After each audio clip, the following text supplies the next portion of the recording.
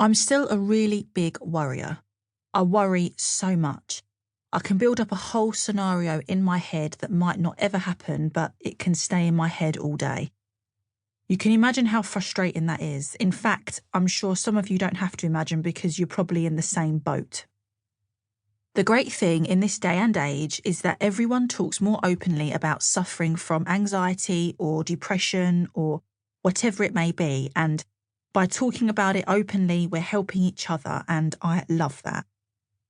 These days, instead of me sitting there worrying myself silly, I'll grab Minke or Buddy and clean instead of thinking too much. I'm cleaning out my mind while I'm hinching the house or the car or understairs cupboard. It's a real release for me. Some people go to the gym or they bake cakes, and that's what helps to ease their worrying minds. For me, it's cleaning. I think a lot of people assume I have OCD, but I really don't. I just genuinely enjoy cleaning, organising and feeling good in my home.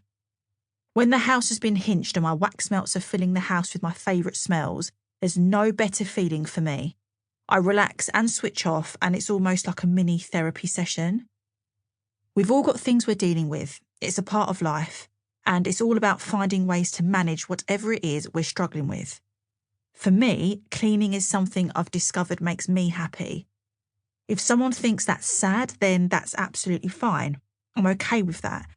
When you're doing something you love and achieving a happy outcome at the end of it, like I do with cleaning, it gives your self-esteem a boost, and that can only be a positive thing.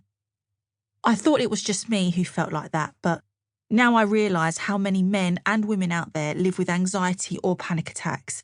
We are not alone anymore. So many people have said they've discovered cleaning has helped them beyond belief, and it's really helped to turn things around for them. It means the world to me to think I may have been a small part of that, and if I could share even a handful of the messages I receive on a daily basis, then the world would see just how much we all have in common. Please never feel ashamed. I'm quirky and a little out there apparently, but who cares? That's me. We should all be proud of who we are, and if I can get over 1 million followers for being me, then anyone can. Now, don't get me wrong, it's not all rainbows and sunshine having such a large Instagram account. I still get comments online from people who say it's not healthy for me to be promoting OCD, but that's not the case at all, and it isn't the source of my panic. When I open a cupboard or a drawer, I do like to make sure things are neat, but I think most people do, and I don't see that as a problem. I worry and I get anxious over stupid things, like what to wear to a meeting or missing a train or replying to a message the right way. There are things that are probably never going to be an issue, but they'll play on my mind.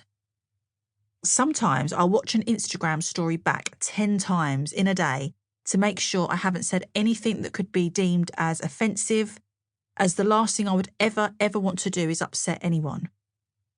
My anxiety was never cleaning or tidying based, and I was never cleaning because I was panicking about my house not looking perfect.